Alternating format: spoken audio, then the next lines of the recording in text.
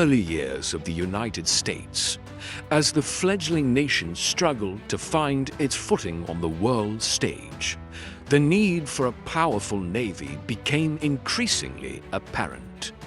The USS Constitution, later to be known as Old Ironsides, would become not only a symbol of naval prowess, but a testament to American resilience, courage, and ingenuity.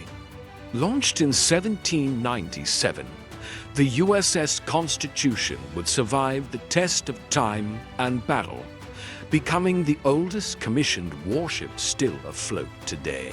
The story of the USS Constitution begins with the Naval Act of 1794, signed by President George Washington. This act authorized the construction of 6 frigates to protect American merchant ships from the growing threat of piracy, particularly from the Barbary pirates of North Africa.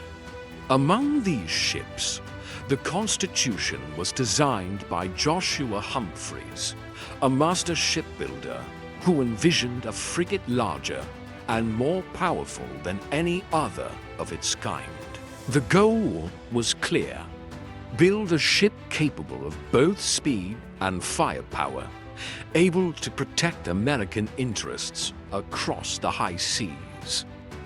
The USS Constitution was launched from Edmund Hart's shipyard in Boston, Massachusetts, on October 21, 1797, measuring to 100 feet in length and equipped with 40 guns. She was one of the largest and most formidable ships of her time. Her hull, made from resilient live oak, would soon earn her the nickname Old Ironsides, as cannonballs seemed to bounce off her sides during battle. For her first few years, the Constitution served as a protector of American merchant vessels, patrolling the waters of the Atlantic and the Mediterranean. Her first mission, in 1803, was to serve in the Mediterranean under the command of Captain Edward Preble. It was here that the Constitution would earn her first taste of battle, engaging in a conflict that would mark the beginning of her legendary career. The United States was facing a significant threat from the Barbary states of North Africa, Morocco, Algiers, Tunis, and Tripoli, who demanded tribute in exchange for safe passage of American ships. When the US refused to pay, the Barbary Wars began. The Constitution was dispatched to the Mediterranean as part of a squadron commanded by Captain Preble, where she participated in the blockade of Tripoli and engaged in several key battles. In one of the most daring operations of the war, Lieutenant Stephen Decatur led a mission to burn the USS Philadelphia, which had been captured by the Tripolitans. Though the Constitution was not directly involved in this mission, she was a key player in the ongoing blockade and bombardment of Tripoli, helping to secure a peace treaty in 1805. The Barbary Wars marked the first time the Constitution saw action, and her success in the Mediterranean helped to solidify the reputation of the United States Navy. But her most famous battles were still to come. In 1812, the United States once again found itself at war, this time with Great Britain.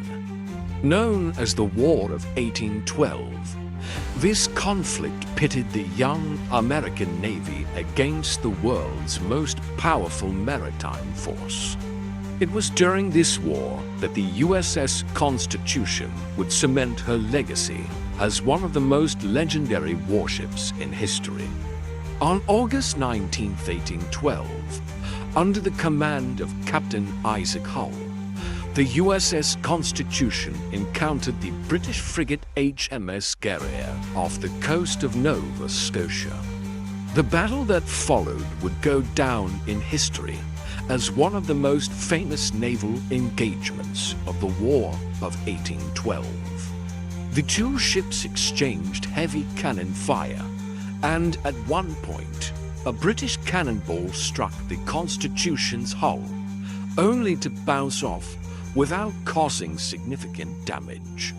A sailor reportedly shouted, "Huzzah! Her sides are made of iron." From that moment on, the USS Constitution was forever known as Old Ironsides. The battle was a resounding victory for the United States. The Guerriere was so badly damaged that she had to be scuttled, while the Constitution sailed back to port largely unscathed. News of the victory spread quickly, and the American people hailed the Constitution as a symbol of national pride and resilience. The Constitution's success continued. In December 1812, she faced another British warship, the HMS Java, off the coast of Brazil.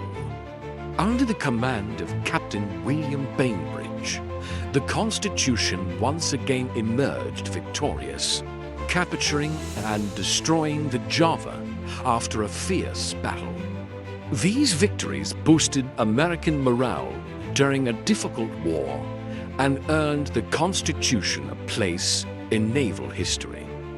After the War of 1812, the USS Constitution continued to serve the US Navy, but the years of battle had taken their toll.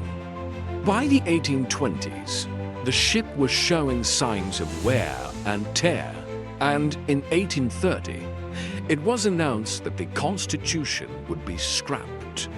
However, the American public was not ready to say goodbye to their beloved warship. Poet Oliver Wendell Holmes penned a passionate poem titled Old Ironsides, calling for the ship to be preserved. Though no longer an active combat vessel, the USS Constitution continued to serve the US Navy throughout the 19th century, primarily as a training ship for midshipmen. During the American Civil War, she was stationed at the US Naval Academy, where she helped train the next generation of naval officers.